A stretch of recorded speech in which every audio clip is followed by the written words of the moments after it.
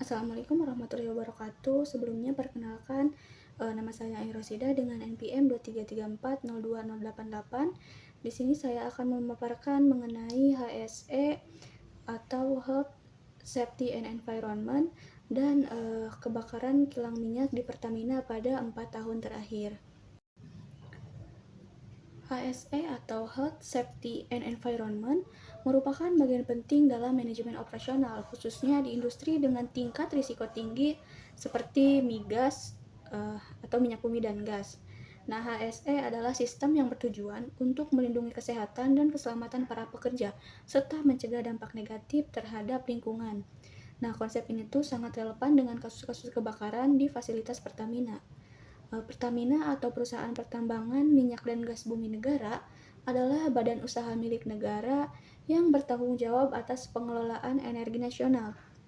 Sejak berdiri dari tahun 1957, Pertamina telah mengelola berbagai sektor migas, mulai dari eksplorasi, produksi, hingga distribusi bahan bakar ke seluruh pelosok Indonesia. Nah, tapi di balik peran besarnya dalam penyediaan energi nasional, Pertamina juga menghadapi berbagai tantangan-tantangan, terutama soal keselamatan operasional. Dalam beberapa tahun terakhir terjadi sejumlah insiden kebakaran di fasilitas milik Pertamina, baik itu kilang minyak maupun depo penyimpanan BBM.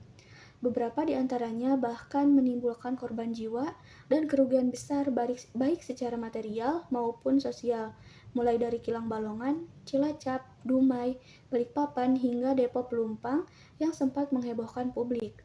Nah, dalam kegiatan operasional industri migas seperti Pertamina ini, ada beberapa bahaya utama yang perlu diwaspadai.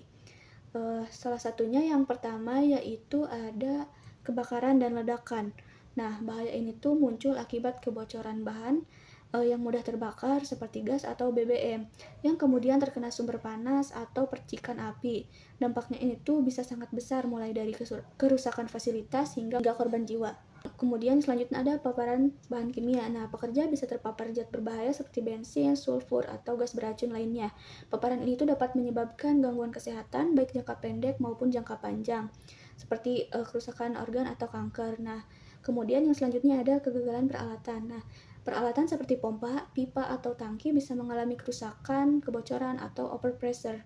Kegagalan itu sering menjadi penyebab utama insiden seperti tumpahan atau ledakan. Kemudian bahaya yang selanjutnya itu ada pekerjaan panas. Nah, aktivitas seperti pengelasan, pemotongan logam, atau penggunaan alat bersuhu tinggi memiliki resiko tinggi memicu kebakaran, apalagi jika dilakukan di area dengan uap atau gas yang mudah terbakar. Kemudian ada risiko lingkungan. Nah, kebocoran BBM atau limbah kimia dapat mencemari tanah, air, dan udara. Selain merusak ekosistem, hal ini juga berdampak pada kesehatan masyarakat sekitar. Kemudian ada kesalahan manusia atau human error. Kelalaian operator, salah prosedur, atau kurangnya pelatihan bisa menyebabkan kecelakaan. Faktor manusia ini tetap menjadi penyebab utama banyak insiden kerja. Nah, setelah mengetahui potensi bahayanya, langkah penting berikutnya adalah bagaimana mengendalikan risiko tersebut. Di industri migas, ada beberapa metode utama untuk pengendalian bahaya. Yang pertama yaitu ada engineering control atau rekayasa teknis. Itu seperti menggunakan teknologi dan modifikasi peralatan untuk mencegah kecelakaan, misalnya sistem deteksi kebocoran gas, ventilasi otomatis, atau alat pemadam kebakaran otomatis. Kemudian yang kedua ada pengendalian administratif. Nah, meliputi prosedur kerja, jadwal kerja aman, serta pelatihan rutin bagi pekerja. Tujuannya adalah memastikan bahwa semua aktivitas yang dilakukan itu sesuai dengan standar keselamatan. Kemudian ada penggunaan alat pelindung diri. Pekerja wajib menggunakan APD seperti helm, masker, sarung tangan yang tahan bahan kimia, dan pakaian tahan api untuk melindungi diri dari risiko langsung. Kemudian ada permit to work atau izin kerja khusus, yaitu sistem perizinan tertulis yang wajib digunakan untuk pekerjaan berisiko tinggi seperti pekerjaan panas atau masuk ke ruang terbatas. Tujuannya itu untuk memastikan semua bahaya telah dikendalikan sebelum pekerjaan dimulai. Nah, pengendalian risiko ini harus dijalankan secara bersamaan dan konsisten, karena dalam industri berisiko tinggi seperti migas, satu kelalaian kecil saja bisa berdampak besar terhadap keselamatan. Nah, keselamatan bukan hanya pilihan, tapi kewajiban. Karena itu, ada sejumlah standar operasional HSE yang wajib diterapkan. Yang pertama yaitu ada Sistem Manajemen Keselamatan dan Kesehatan Kerja atau biasa disebut SMK3. Nah, adalah sistem yang mengatur bagaimana perusahaan mengelola keselamatan dan kesehatan kerja secara menyeluruh dan berkesinambungan. Kemudian ada ISO 45001 merupakan standar internasional dalam manajemen kerja. Nah, ISO ini tuh membantu perusahaan mengidentifikasi risiko, mencegah kecelakaan, dan menciptakan tempat kerja yang lebih aman. Kemudian ada prosedur tanggap darurat. Nah, setiap perusahaan wajib memiliki prosedur yang jelas dan terstruktur dalam menghadapi keadaan darurat seperti kebakaran, ledakan, atau tumpahan bahan kimia.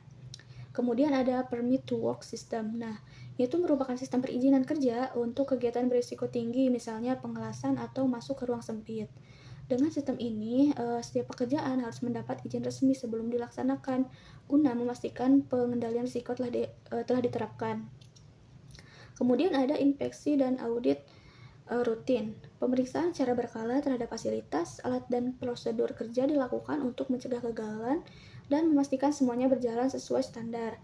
Kemudian ada safety talk atau safety briefing dan toolbox meeting. Kegiatan itu dilakukan secara singkat sebelum memulai pekerjaan.